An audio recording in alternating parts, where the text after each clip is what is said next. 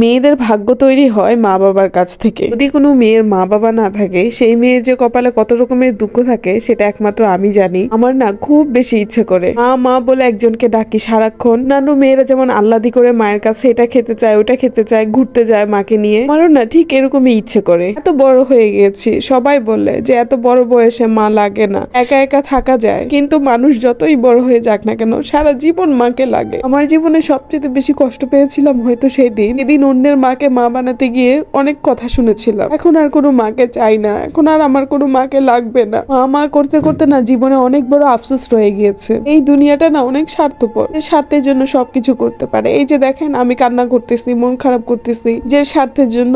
দেখে আমার স্বার্থ না বলেন, কেন মাকে লাগবে, আমার কেন মাকে লাগবে। ভেবেছিলাম এই ভিডিওটাতে অনেক সুন্দর একটা ভয়েস দেব, অনেক হাসি খুশির কথা বলবো, কিন্তু পারি নাই আমি হাসি খুশির কথা বলতে। আসলে আমার কথাগুলো শোনার মতো কেউ নাই, আমি অনেক বেশি একা হয়ে গেছি।